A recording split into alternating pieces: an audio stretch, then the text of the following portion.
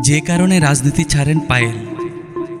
কলকাতার জনপ্রিয় অভিনেত্রী পায়েল সরকার অভিনয়ের পাশাপাশি নাম লিখিয়েছিলেন রাজনীতিতেও। যোগ দিয়েছিলেন বিজেপিতে। তবে খুব বেশি দিন রাজনীতির মাঠে ছিলেন না। হঠাৎ রাজনীতি থেকে সরে আসেন তিনি। কিন্তু কেন এই সিদ্ধান্ত, তার কারণ জানালেন অভিনেত্রী নিজেই। 20 ফেব্রুয়ারি ভারতীয় গণমাধ্যমে দেওয়া এক সাক্ষাৎকারে রাজনীতি ছাড়ার বিষয়ে কথা বলেছেন পায়েল সরকার। তিনি জানান, রাজনীতি বিষয়টা একেবারে আলাদা পেশার মতো, তাই অভিনয় ছেড়ে রাজনীতি করা তার পক্ষে সম্ভব নয়। পায়েল বলেন, তখন তো রাজনীতির সঙ্গে যুক্ত থাকার সুযোগ পাইনি।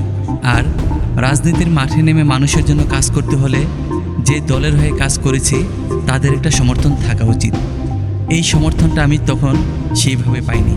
তাছাড়া রাজনীতি একটা আলাদা পেশার মতো, আর অভিনয় ছেড়ে রাজনীতি করা আমার পক্ষে সম্ভব নয়।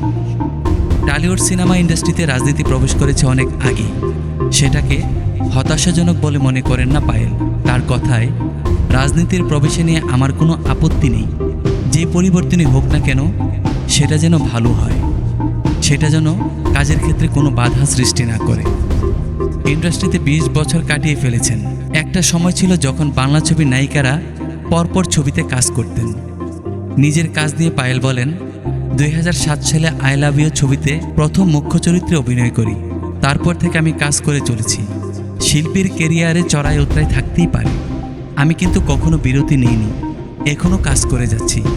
বর্তমানে বাবুসোনা সিনেমার কাজ শেষ, কিছুদিন পর এটা মুক্তি পাবে। উল্লেখ্য, 2021 সালে ভারতীয় জনতা পার্টিতে যোগ দিয়েছিলেন পায়েল। সেই বছরই পশ্চিমবঙ্গের বিধানসভা নির্বাচনে বেহালা পূর্ব আসনে লড়েছেন তিনি।